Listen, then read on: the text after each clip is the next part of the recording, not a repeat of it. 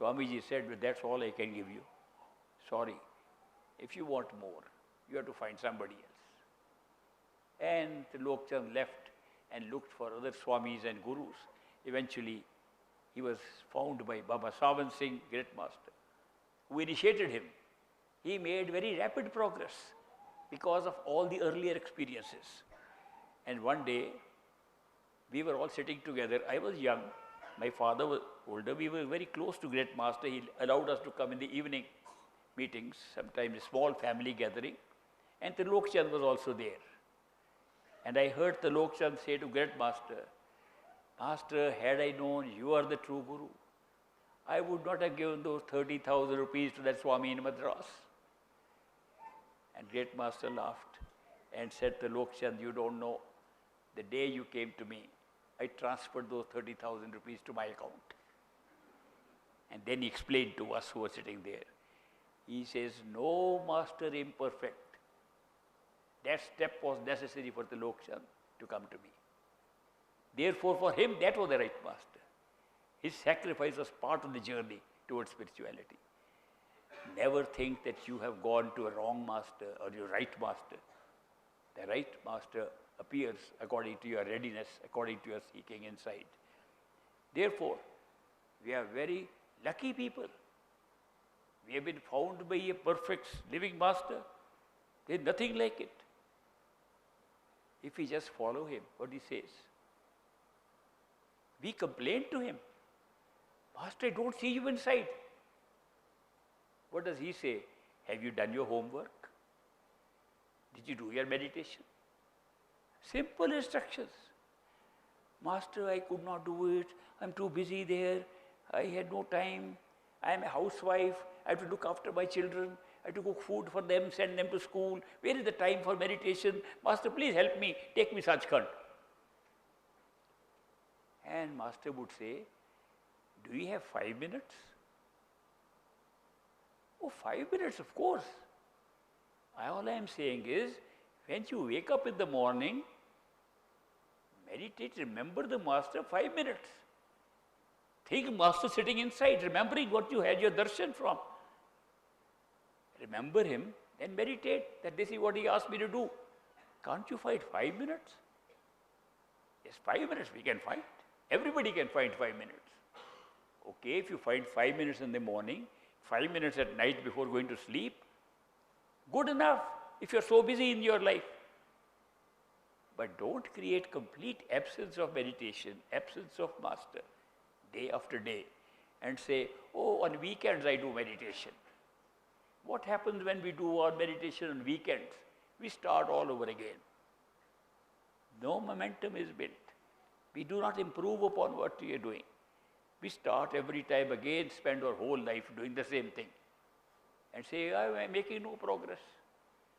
Are you following simple directions? I know you can't have 2.5 hours of meditation. A great master gave a solution for that. He said, how much meditation do you think is necessary for us to go on a spiritual path? Somebody said, I know, master, you told us 2.5 hours. He said, do you think 2.5 hours of meditation, 21.5 hours of other things will lead you to Sachkhand? You are living here 21.5 hours, how will you go? Then, master, how much meditation should we do? He said, do 21.5 hours of meditation. And 2.5 hours set apart when you have to use your attention exclusively on something you are doing outside. Master, how can one do it? One has to eat food, one has to sleep at night. How can we do 21.5 hour meditation? He said, simple. Make the repetition of your Simran a habit by repeating it all the time, not during meditation. You are walking, repeat. You are driving, repeat. Cooking, repeat. You are doing housework, repeat. Simran can be made a continuous repetition. What will happen? Mind will pick up repetition of Simran as a habit. It's a wonderful thing. You can try. If we try to repeat all the time, mind is a habit-forming thing and it makes a habit of repeating. If you do that and you go to sleep, in the middle you wake up, mind is repeating. All night becomes meditation. make the repetition of your Simran a habit as you are repeating all the time, you are meditating all the time.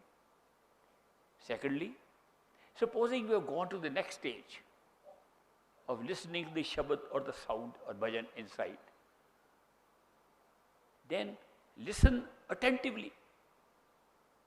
How do we listen attentively to the sound inside? By first listening to the Simran attentively. Speaking of Simran is not real Simran. The mind speaks, soul listens. Become listeners. Repeat slowly. Repeat your words slowly and listen to what you are repeating. If you repeat too fast, you are not a listener. If you repeat too slowly, other thoughts come in the middle. Repeat consistently and listen attentively. Attention should be on listening to the words. You become a listener. When you become listener to the words you are repeating, other sound will automatically come. But if you only speak, sound don't come. People complain, we have been initiated for years, we never hear a sound. Why you start listening to what you're speaking inside, then sound will come. When sound comes, if you listen to sound regularly, every day, it also becomes a habit. And whether you are working or not, sound is always around you. Simran and sound become automatic. Then what is left for us? Then what is meditation? Meditation is remembering the master and remembering his astral form inside, Dhuni Swarup inside. 24/7 we are meditating. We only needed 21.5 hours. Great Master explained. Then you can keep a few hours for some intelligence work you have to do, something requiring great attention that you can't even remember this. Keep a few hours for that. Rest is all meditation. Then it will work. Good tip for all of us. Are we doing it? I sometimes wonder, how are we going and complaining all the time that we are seeing nothing, we are not moving anywhere, when we are doing nothing? And these things masters have suggested are so simple and easy to understand and follow. We should follow them. We'll get everything we want. But still I can tell you, this is all for our mind. Our mind cannot believe that we can get anything without effort and struggle. Therefore, masters are making us do this effort.